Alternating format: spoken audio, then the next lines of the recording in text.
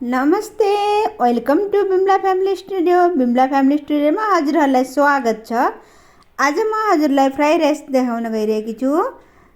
त्यसमा सबभन्दा पहिला हामीले दालचिनी, सुकमेल, ल्वाङ राखेर फ्राई गर्दैछौँ। त्यसपछि हामीले प्याज राख्छौँ। त्यसपछि हामीले प्याज पनि फ्राई गर्छौँ।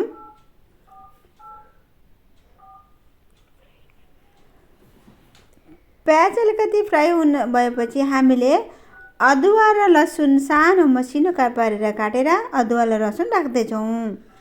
अदुवा र लसुन पनि अलिकति फ्राई भएपछि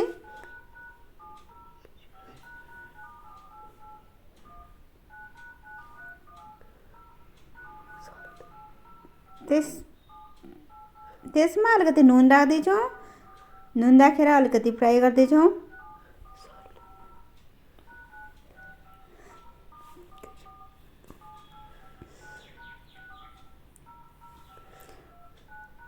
त्यसपछि प्याज अलिकति सबै ब्राउन कलर भएपछि फ्राई भइसकेपछि हामीले अब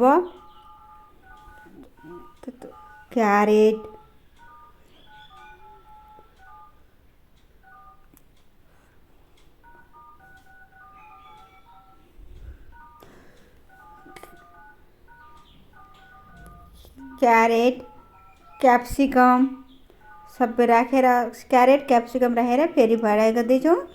क्यारेट क्याप्सिकम राखेर फ्राई गरिसकेपछि फेरि टमाटर पनि राख्दैछौँ।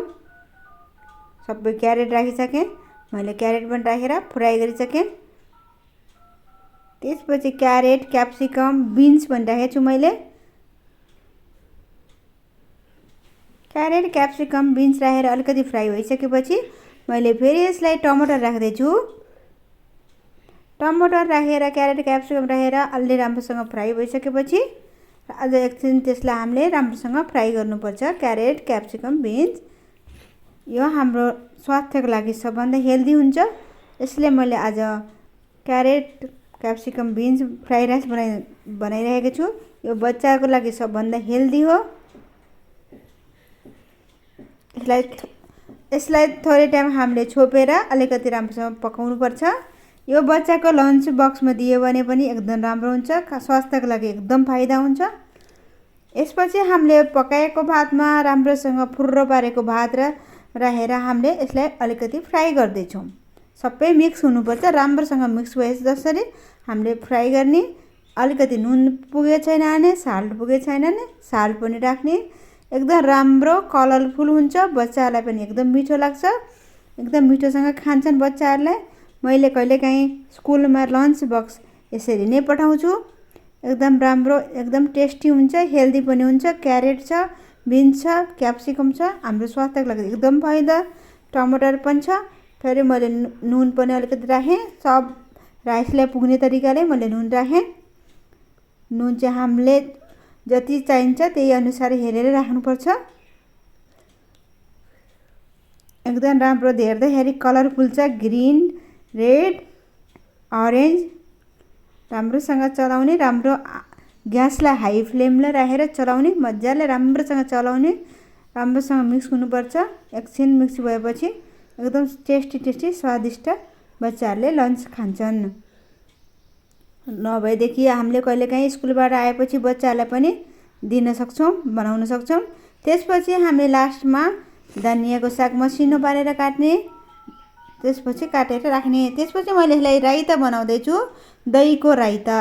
यसमा खानालाई राइसमा खाना दहीको राइता। दहीमा अलिकति प्याज हाल्ने। त्यसपछि धनियाँको साग हाल्ने। त्यसपछि नुन राख्ने, चलाउने। यसले यो राइससँग राइता खानालाई एकदम राम्रो हुन्छ।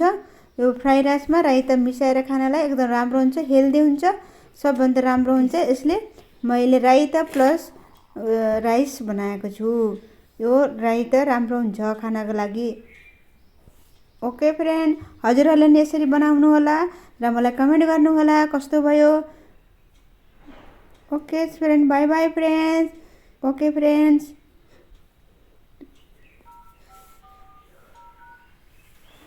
र हेर्नु है त यस्तो राम्रो भयो।